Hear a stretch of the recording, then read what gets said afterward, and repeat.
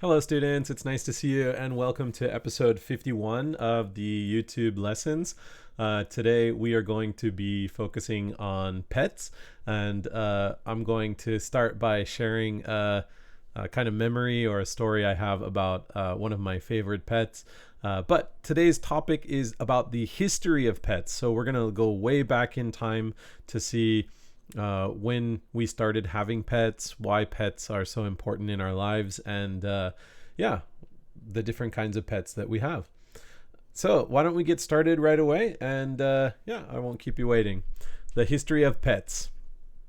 Let's start today's essay by telling you about a funny memory I have concerning my pet cat. Cats are such wonderful, beautiful, and elegant animals, and they make great pets. But they are also deadly hunters and very good at catching smaller animals. My pet cat, Kittle's Bits, was a very good hunter and often brought back little mice or small birds in his mouth and stood in front of stood on the front porch of our house meowing, waiting for us to come see his big catch. He would then try to come inside because he wanted to give us his big catch as a present. Of course, we always rejected him at the door and told him to go away with the dead animal in his mouth. One day, we left the front door open for a little while to get a cool breeze in the house. As I was walking to the kitchen to get something to drink, I saw Kittle's Bits standing in front of the bathroom, looking in. He was standing with an unusual pose and expression on his face, and I knew something was wrong. When I looked inside the bathroom, I saw a big pigeon standing on our toilet seat, looking back at Kittle's Bits. It seemed that Kittle's Bits caught the pigeon, brought him into our house, but the pigeon freed himself from Kittle's Bits' mouth and escaped into the bathroom. I took Kittle's Bits and put him in the bedroom and shut the door. Then I tried my best to get the pigeon out of our house, which took a long time to do, and it was very scary. After that, we tried not to leave our front door open so often. Today, we are going to look at the history of pets. A lot of today's information comes from an article that is written by the Smithsonian Museum website. In America, there are currently 78 million dogs, 85 million cats, 14 million birds, 12 million small mammals, and 9 million reptiles, according to pet industry statistics.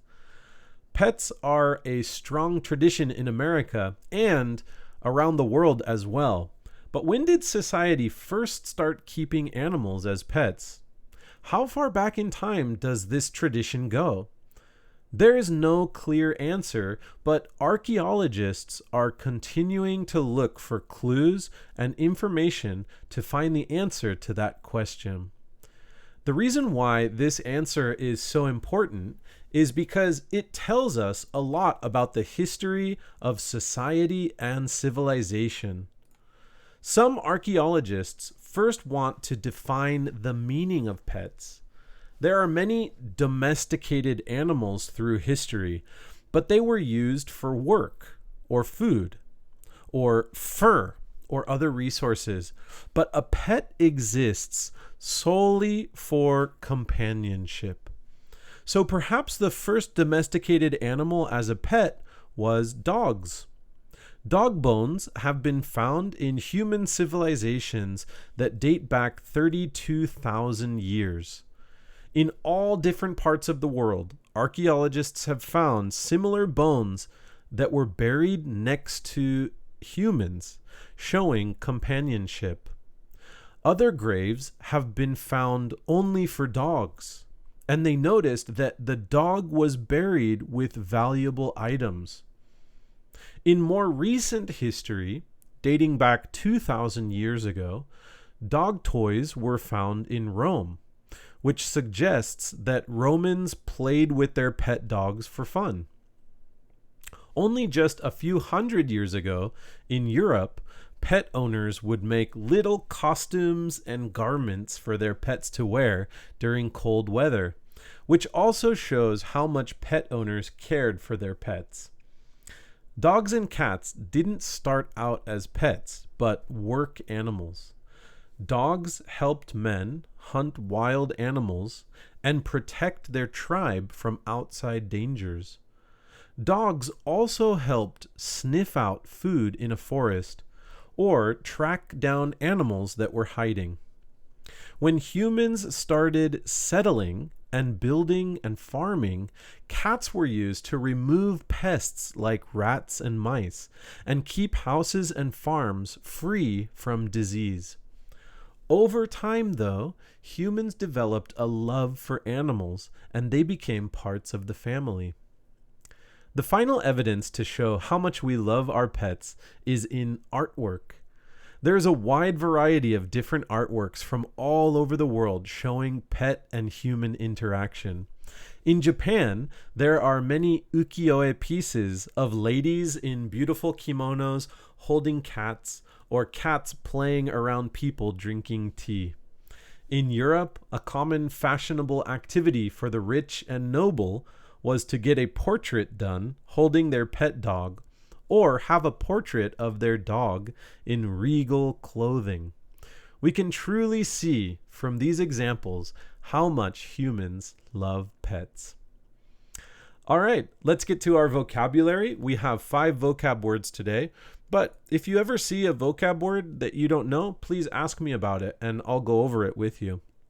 First is the word concerning.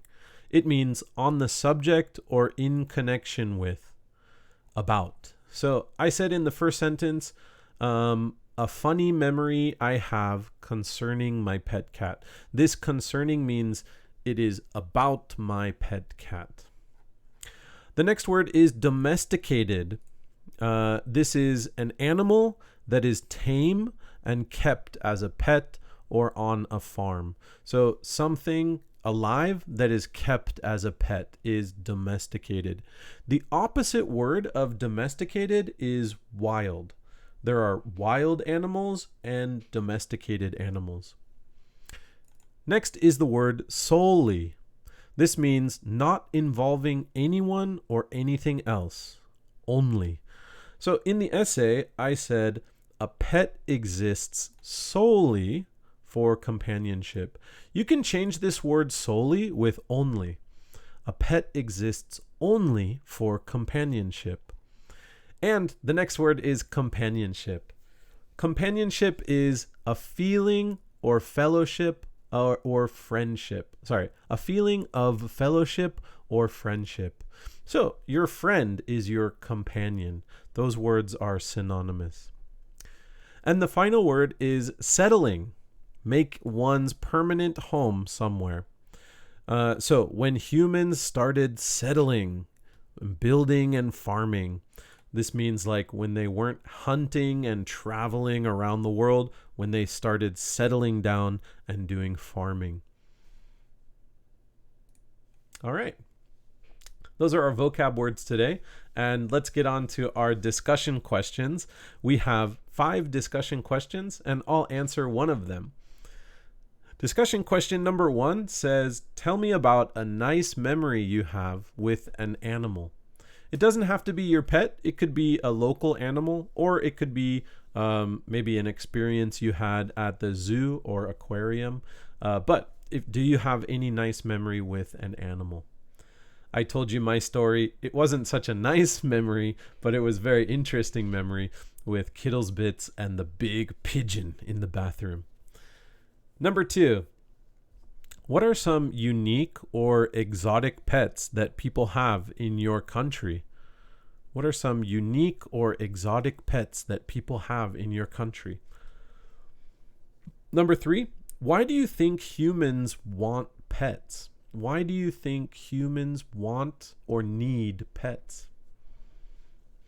Number 4, what are some of the difficulties of having a pet?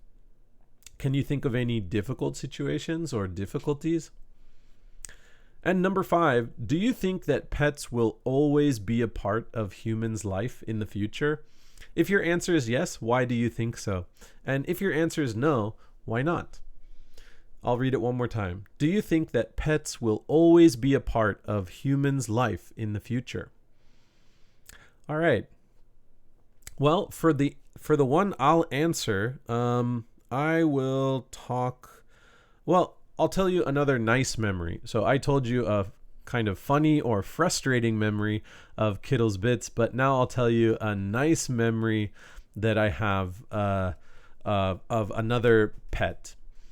So when I was in elementary school, I lived in front of a big field with some hiking trails, and we were on a hike. It was me and my brother and sister. We were on a hike and we saw a really small cat, and it was so cute. And this small cat was looking very scared, and it was looking at something. And we noticed that it was looking at a snake. And we got very frightened of the snake, but I quickly grabbed the cat and we ran away back to my house. We saved the cat from the snake. Then, once we got home, we noticed this cat was so cute and friendly. We think it was a wild cat because it didn't have a collar, and we didn't know in our neighborhood anybody who had this cat. By the way, it was a kitten. It was very small and young. We thought maybe it's a wild cat or a street cat or something like that. So we took it inside. We gave it some water or milk. I can't remember. We washed it because it was a little dirty and dusty.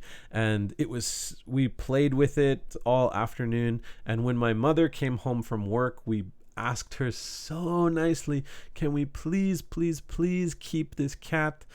And actually, my mother said yes, which was very surprising.